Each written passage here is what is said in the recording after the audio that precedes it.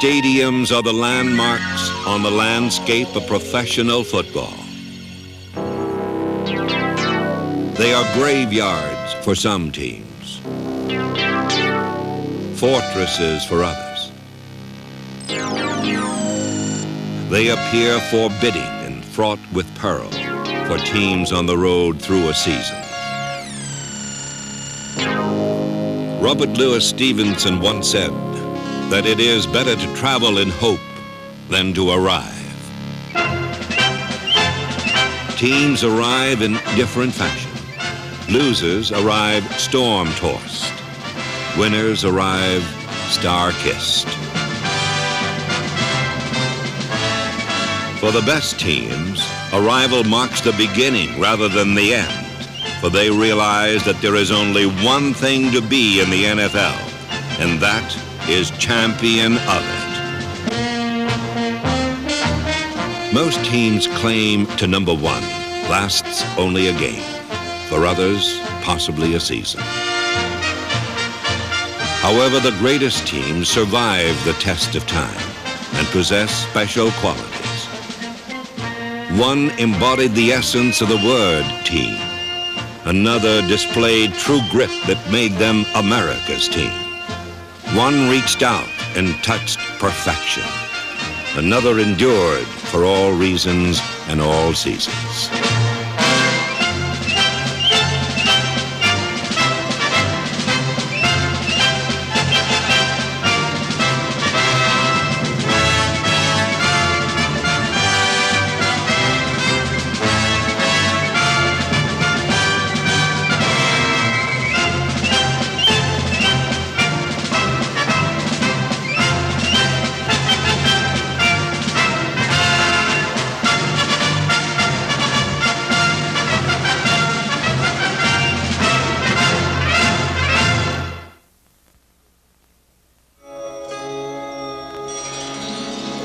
As professional football evolves into the 1980s, the elements that make the game sparkle today can be traced to Los Angeles, California, over 30 years ago, where the modern pro offense was born. Offensively, the Los Angeles Rams were decades ahead of their time, and in 1950 were the most explosive team in the history of the sport.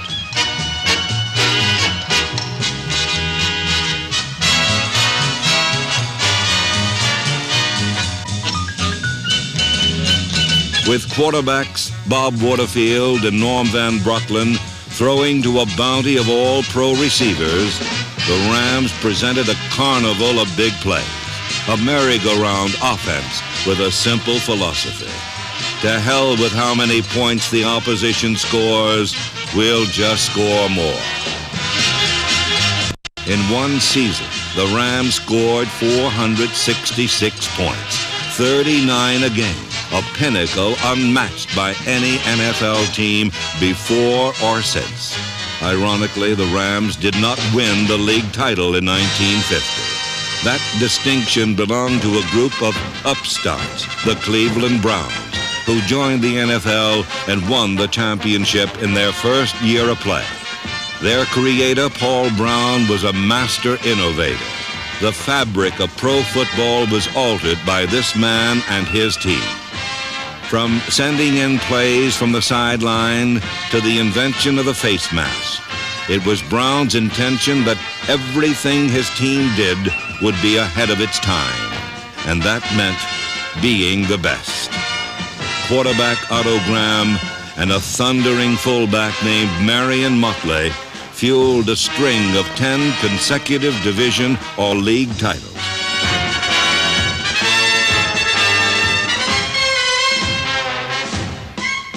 The Browns dominated much of the 1950s, then gave way to a team that had been losing as much as the Browns had won.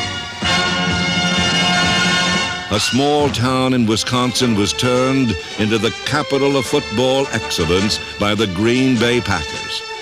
While there was talk of new formations, momentum, and mystique, the Packers went back to basics and proved the game was still one of blocking and tackling.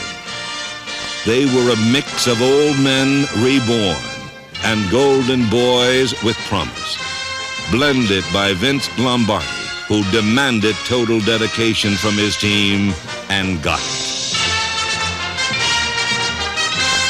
The Packer offense was not explosive. Rather, it was a power game, not built on deception, but on precise, devastating execution of a handful of plays. From the simple screen pass to the sweep to the trap play, their charge was as unified as Patton's Third Army.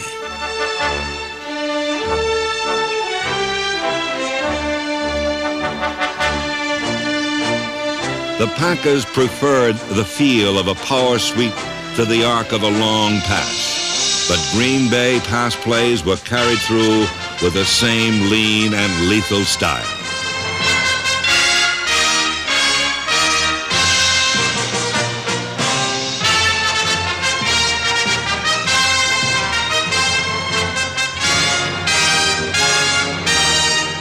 Lombardi emphasized simplicity on defense as well. It was a basic one-on-one, me against you approach. There were old-fashioned virtues stamped all over Packer teams: hard work, second effort, loyalty, and love. In 7 years, those virtues carried the Packers to 5 NFL championships and wins in the first 2 Super Bowls. The Packer experience was unique, extolled by Jerry Kramer, number 64. Be all you can be. We were everything we could possibly be. We gave everything we had. We didn't save anything. There weren't any tomorrows for us. It was a great personal pride, a great emotional feeling. You never are sure whether winning breeds that warmth or that warmth breeds winning, but you never have one without the other. The roots of the Packers' psyche were exposed to the limit in the 1967 championship game. In a survival test that called for guts and desire, the Packers marched a final 67 yards to doomsday's doorstep. Bart Starr coming over to check with Coach Vince Lombardi. 20 seconds remaining in this football game. The Packers inches away from something that has never before happened in pro football history. A 3rd straight NFL championship. The Packers come out of the huddle. As the twilight deepened and the cold intensified, the Packers were down to one final play. Starr begins the count. Takes the snap. He's got the quarterback sneaking. He's into the touchdown. The Packers are out in front. And the Green Bay Packers are going to be NFL champions for the 3rd straight year. Had the Packers won the game easily, they would have been remembered as the team of the 60s. But winning the way they did, they became a team for the ages.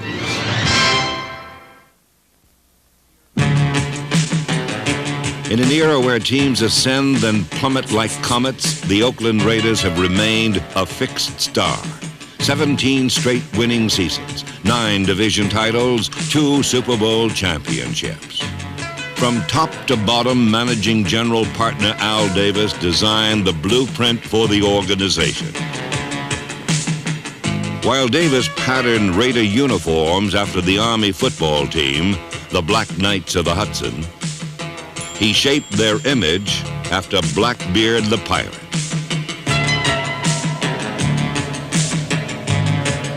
Their players were cut from a different cloth, renegades with faces only a mother could love.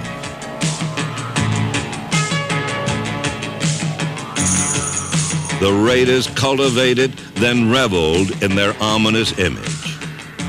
We were the black colors, the skull and the crossbones, and we didn't represent everything that was good. So we probably led the league in boos, B-O-O, boo, because everywhere we'd go, we'd go on the road and boo.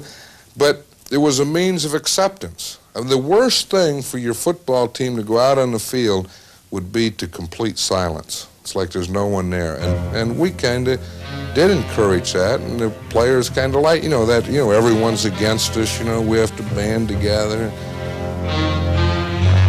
Nowhere was this thinking more evident or more persuasive than on defense, where the motto was, might makes right.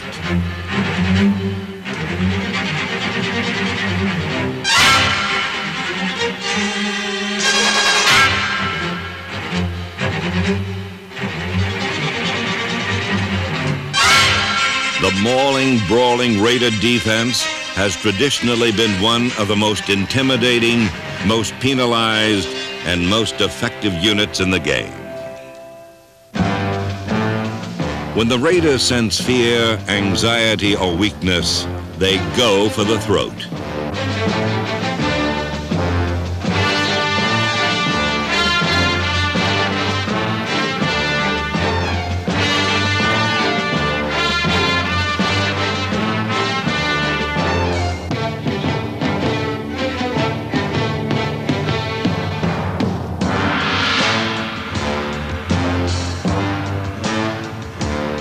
Beneath this unwavering, ferocious image was a compelling, flexible philosophy. This is a goal-oriented organization, and our goal is to win, to be on top, to maintain our level of excellence, so that everything we do has singleness of purpose. If it's going to interfere with our winning, we're going to make a change, so that we're not slaves to routine. Al Davis has a saying that I think a lot of us have picked up. We don't say never. We don't say always. To us, it's much more important to be right at the moment than it is to be consistent. Al Davis dresses in the past, but thinks in the future. He is called the genius, and his signature is written on every offensive play. In the deeply rutted path of conventional football, he paved some artfully new directions. Davis disdained possession football for an all-out assault on the end zone. Every play was designed to reach the scoreboard.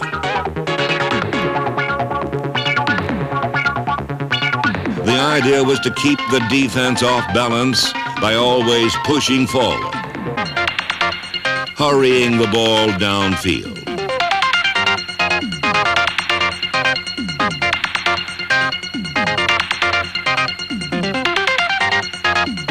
The Raiders became the second highest scoring team over the last 20 years by developing an offense that made the long pass as reliable a weapon as the off-tackle play.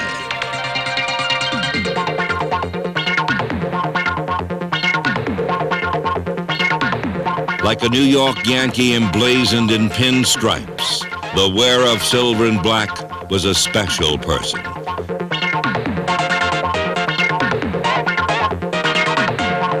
In their search for these special players, the Raiders operated as lone wolves, ignoring talent pools and scouting combines.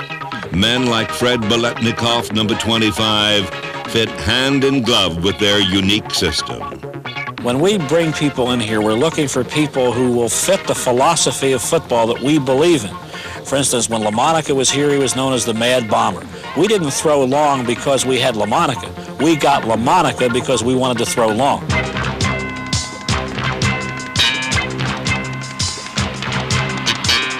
While most teams employed the bomb only as a desperate measure, the Raiders used it as a matter of routine.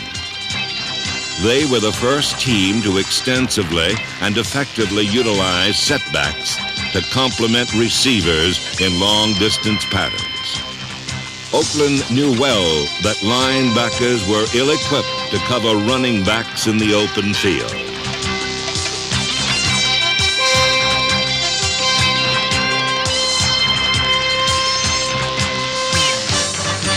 The position of tight end, once the province of lumbering linemen, was streamlined by the Raiders into one of grace and speed.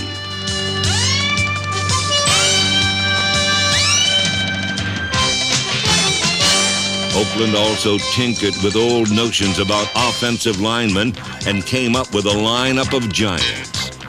Many chuckled when they transformed the huge college All-American tackle named Gene Upshaw into a guard.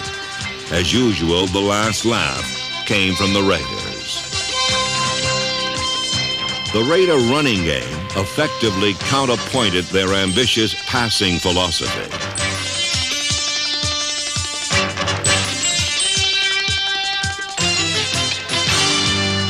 Here a succession of rough and tumble backs, beginning with number 44, Marv Hubbard, proved not to be trifled with. No fancy feints and jabs here, just heavyweight right hands under the heart.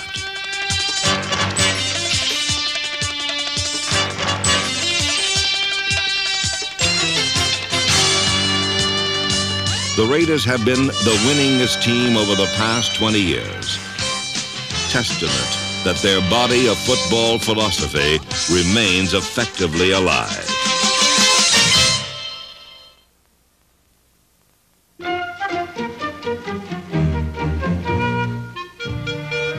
The Raiders were a team of character and characters, and despite their reputation as an ill wind, there were some breezy, free spirits. Even jaunty John Madden, who won 100 games in 10 years, used some bizarre methods. Now, I used to say something before a game, every game before we'd go out, and sometimes even at halftime before we'd go out, and I had no idea what it meant, but I heard it someplace, and it sounded like a pretty good idea. The last thing I'd say was, don't worry about the horse being blind, just load the wagon. Then let's go. I have no idea what it meant, but you know, some guys kind of got excited when I said it. Oakland trails 20-14. 10 seconds left. The crowd takes up a chant of defense. Robisky and Banaszak are the backs. Slot right, Branch inside. Bradshaw, Stabler back. Here comes the rush. He sidesteps. Can he throw? He can't. The ball flipped forward is loose. A wild scramble. 2 seconds on the clock.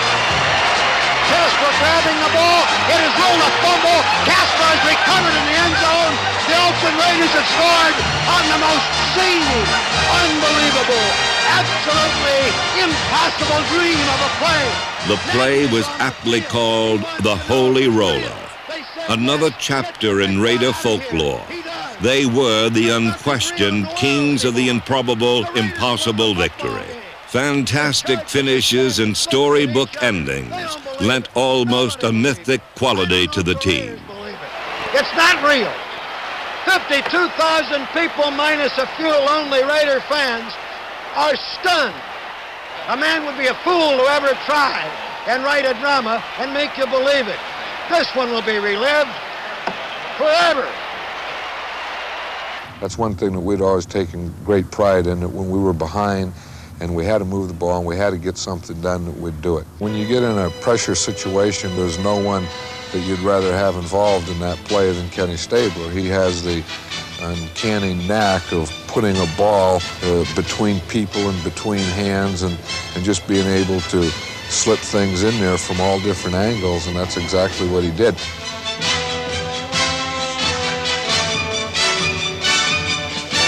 Kenny the Snake Stabler possessed a Midas touch, and the Oakland Raiders found a pot of gold under his rainbows.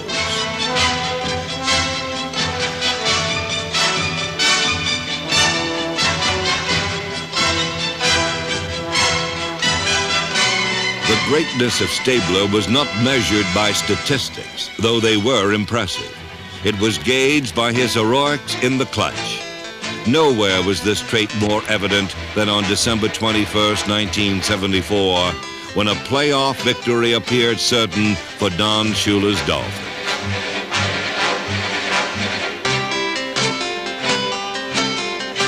Here he is, fading, looking. He's under the gun. He's caught, he throws. It is.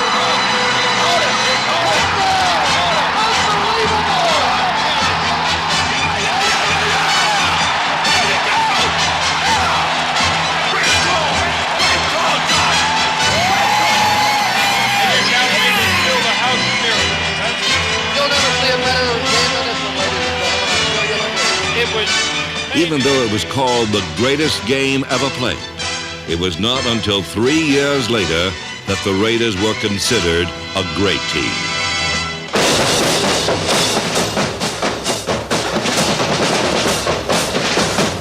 From the Rose Bowl Stadium in Pasadena, California, it is Super Bowl 11. This is Bill King with a welcome. There are no substitutes for a world's championship. The only thing the Raiders had never won. Here in the canyon at Arroyo Seco. This was their albatross, the blot on their spotless record. But even this flew away and was erased dramatically in Super Bowl 11 against the Minnesota Vikings. The Raiders closing in on the Super Bowl championship. Francis back to pass. Throw the sideliner. Picked off. It's going to be a touchdown. Willie Brown. 45-40, 35-30, 25-20. Old man Willie. He's going all the way.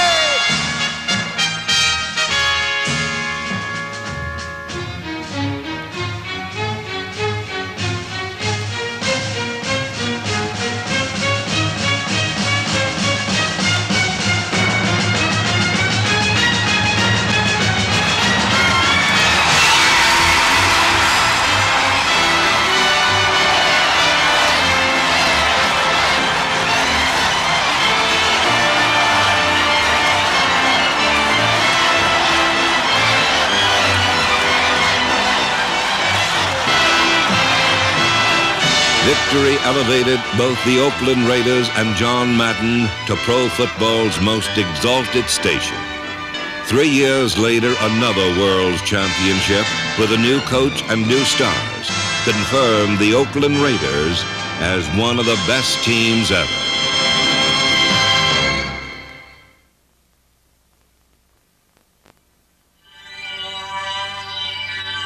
Burning bright beneath the North Texas sky, in the heart of the Lone Star State, is a galaxy of extraordinary football players.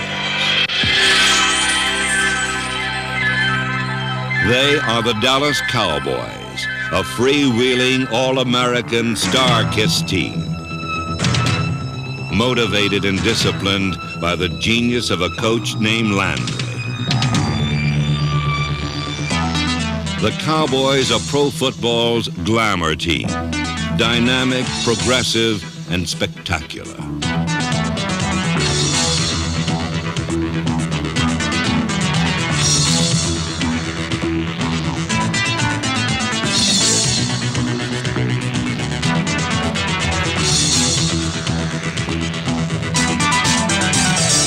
Consistency is a Cowboy trademark, underscored by 15 straight winning seasons, 11 division titles, and 2 world championships. Their success is forged by a belief in acquiring outstanding natural athletes, then molding them in the Cowboy system. Athletes like Bullet Bob Hayes, number 22, who went from Olympic champion sprinter to all-pro receiver. The Cowboys seldom allow time for rebuilding, since winning waits for no such luxury. Time and time again, the Cowboys retool on the move, replacing one part of their smoothly running machine with another. In 1972, the Cowboys won their first Super Bowl. 6 years later, pro football's premier team won their second in glorious style.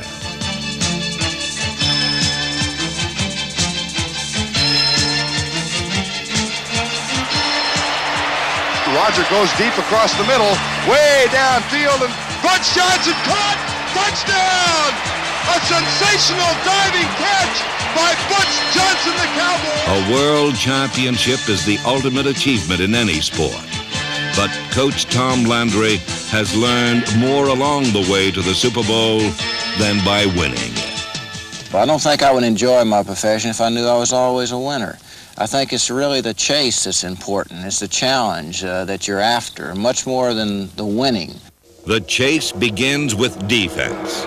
In a royal succession of leaders, from Bob Lilly to Randy White, Cowboy intensity is handed down from one generation to the next. Always the mix of budding stars and all-pros. They perfected the innovative flex defense that boiled in a melting pot called Doomsday.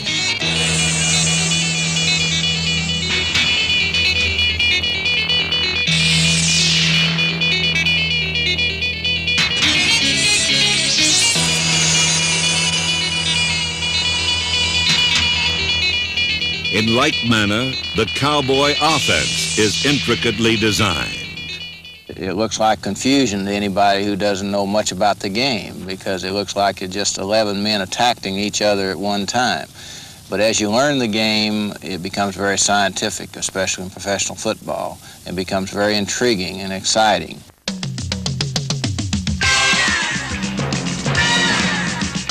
The Cowboys approached the end zone like a team attending a buffet supper, sampling a wide range of delights before finishing the meal.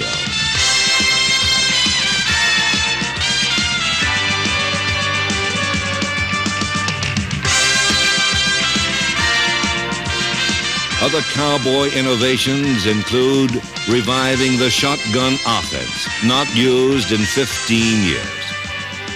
Sometimes you have to reach back to stay a step ahead.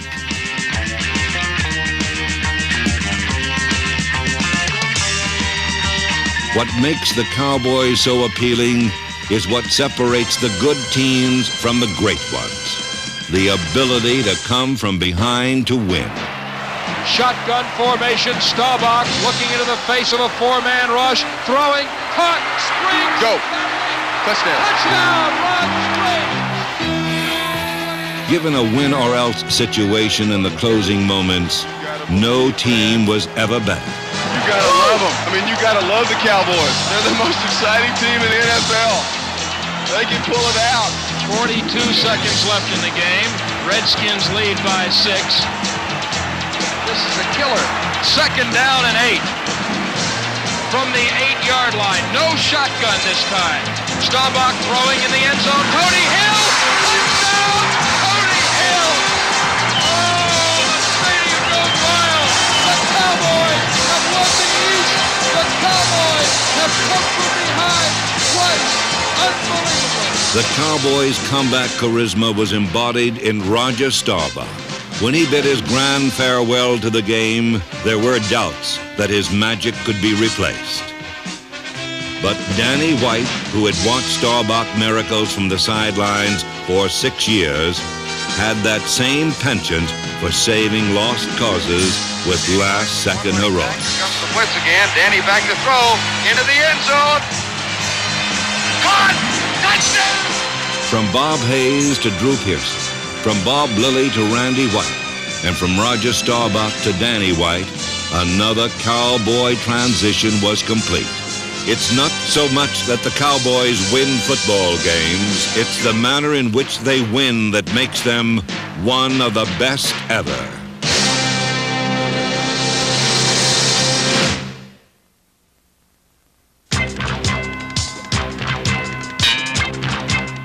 In 1972, the Miami Dolphins became the first and only team in NFL history to go through an entire season unbeaten. The strength of Don Shula's team was in its balance rather than its brilliance, though there were performers of superstar quality on the roster.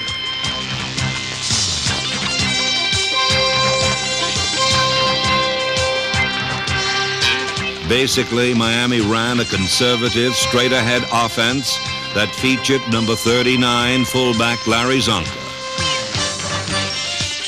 It was grinding, steady, mistake-proof football. On defense as well, Miami allowed its opponent no margin for error.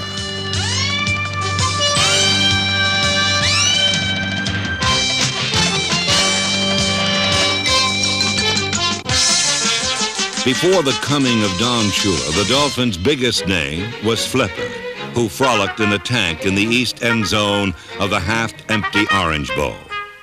The fans who were there enjoyed the sun more than the outcome of Dolphin games. But Shula soon changed sunbathers into flag wavers. as Miami earned instant success under his command. In 1970, Shula's first season as coach, a team that had won only 3 games the year before, won 10 and made the playoffs. In his second season, Miami won 12 and reached the Super Bowl. In 1972, Shula's third year, the Dolphins were literally unstoppable, winning 17 straight, including Super Bowl 7. Brainy Bob Greasy was the Dolphins' leader on the field. He quarterbacked an offense that broke a 36-year-old record to become the greatest running team in NFL history.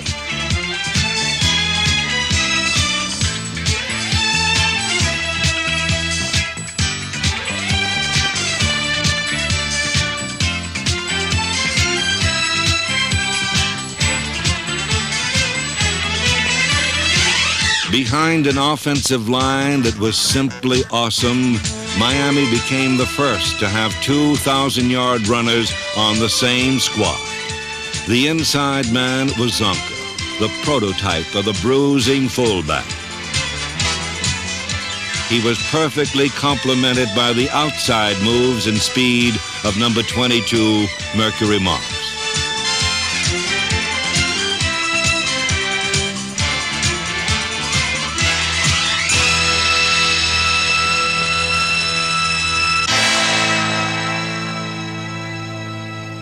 An irony of this perfect season was that Bob Greasy was lost in the 5th game with a broken leg. But ageless veteran Earl Morrow replaced him, and in one of the great relief roles in sports history, the offense never missed a beat.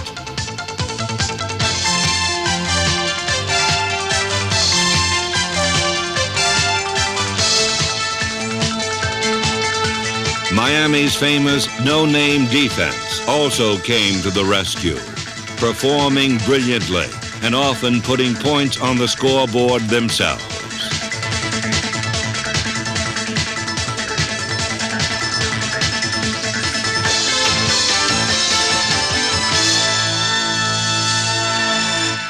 In Super Bowl 7, only the Washington Redskins stood between Miami and football immortality.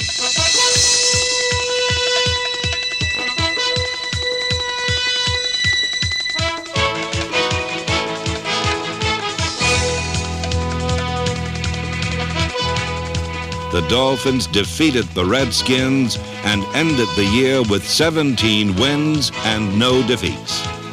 For one season, no team was ever better than Don Shula's 1972 Miami Dolphins.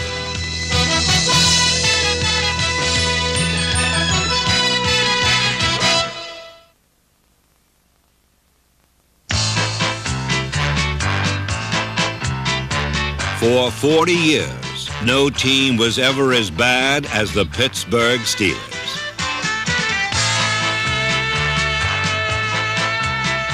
Their offense looked as if it were directed by the Marx Brothers.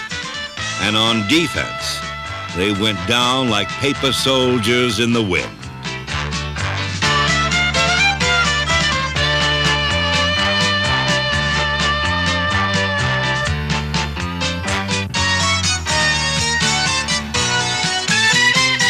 But the Steelers' sad story became ancient history when owner Art Rooney hired Chuck Noll as head coach. Noll came from a winning background with Cleveland and recalled that the Browns used to make fun of the Steelers. Upon accepting Rooney's offer, Noll vowed no one will laugh at this team ever again. If you knew the Steelers before he got here, we had never won anything, and I think we were pretty much of a joke. When Coach Noll got here, it's sort of like Moses leading the people across the Red Sea. In just 4 years, Noll rebuilt the team, and in 1972, the Steelers made the playoffs for the first time. For connoisseurs of destiny, it was a day to remember. Bradshaw running out of the pocket. looking for somebody to throw to, fires it downfield. And there's a collision. It's caught out of the air. The ball is pulled in by Franco Harris. Harris is going for a touchdown for Pittsburgh. Franco Harris's immaculate reception marked the beginning of Pittsburgh's remarkable rise to power. In the following years, they would win more games in more different ways than anyone ever thought possible.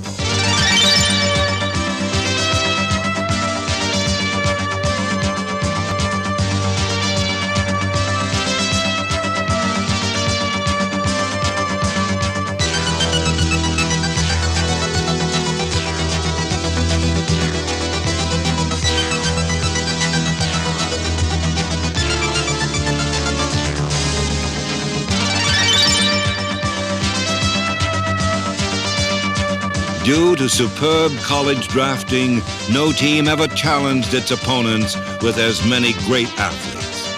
13 Steelers have been named All-Pro.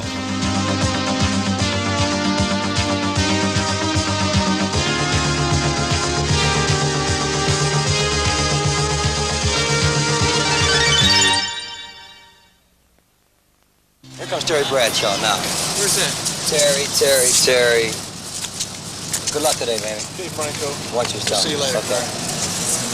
The NFL's number 1 pick in 1970, Terry Bradshaw, experienced an erratic rookie season. But Noel never gave up on the talented youngster. This was paramount, for Pittsburgh had a history of impatience with young players. The most glaring example came in 1956 when a free agent named John Unitas was given a quick look and found wanted. Earl Morrall, who was traded by Pittsburgh in 1958, went on to lead Miami to the Super Bowl. Len Dawson, the Steelers' top draft pick in 57, was gone by 59. And Jack Kemp, who won championships for Buffalo, was cut in the mid-50s. But Bradshaw was allowed to mature, and he gave Pittsburgh stability at quarterback for the first time. He also had one of the most powerful throwing arms ever seen, and the Bradshaw bullet became legend in Pittsburgh.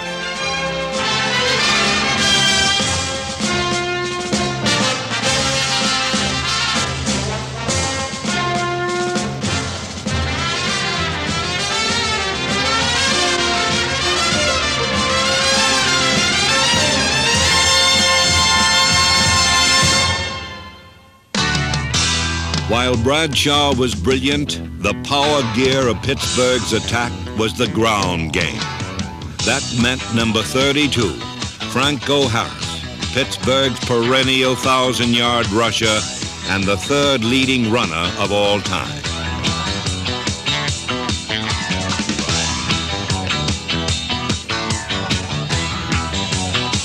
Bradshaw's arm and Harris's flying feet were just two elements in the plentiful package of Pittsburgh talent. Another was the most awesome defense in the entire NFL.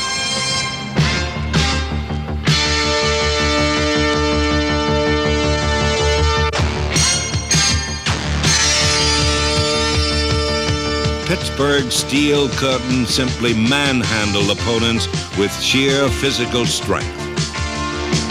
They played swarming, smothering defense, punctuated with a kind of vicious individual tackling that caused the enemy to forget the football.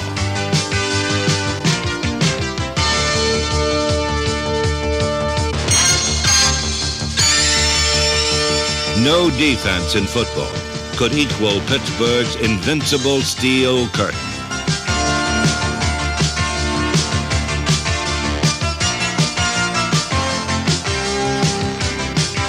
In the mid-70s, Pittsburgh won with defense and Franco Harris.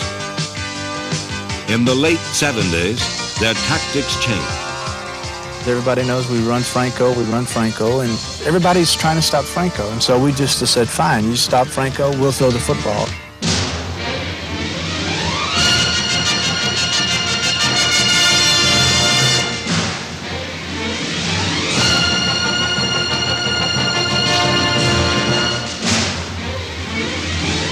Terry Bradshaw's targets were Lynn Swan and John Stallworth, number 82. A Barnum and Bailey act in cleats, the most dangerous pair of pass catchers in the league.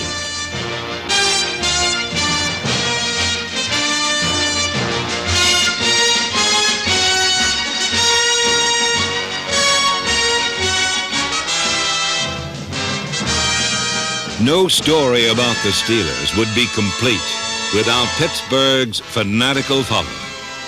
Steeler country included such characters as Hollywood Bags, Mean Joe, Mad Dog, and Arrowhead Ernie. It was a collection as colorful as Steelers fans themselves, and no one appreciated this close-knit camaraderie more than the Pittsburgh players. Pittsburgh is a close community. It's tight. They do get involved with this football team. And as I say, they adopted this football team, and we belong to them.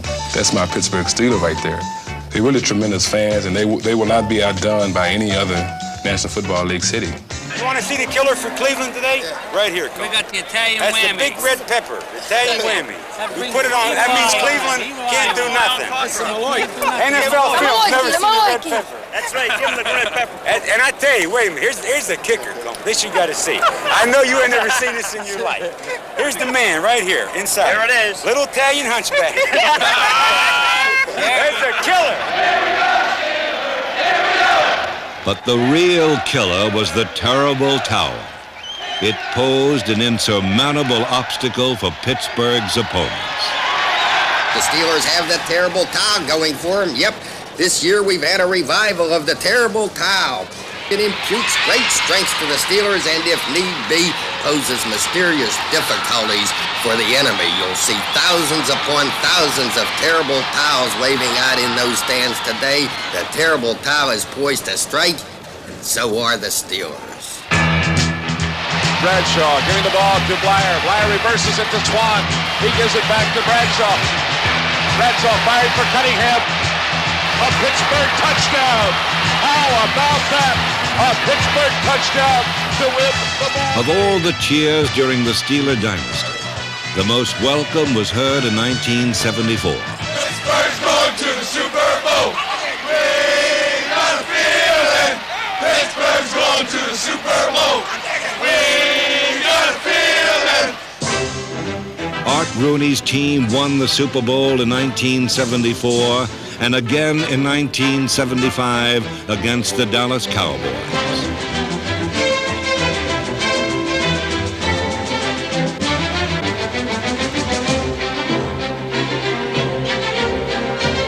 Two years later, they defeated Dallas again for Super Bowl win number 3.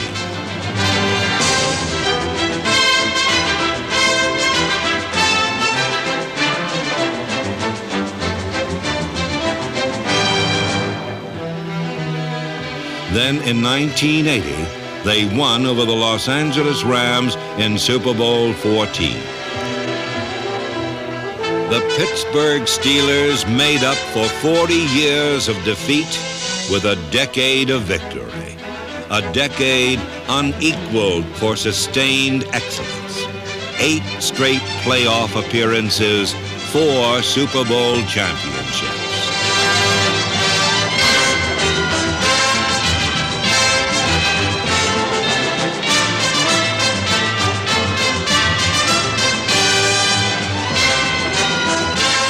The Pittsburgh Steelers of the 1970s, the best team ever.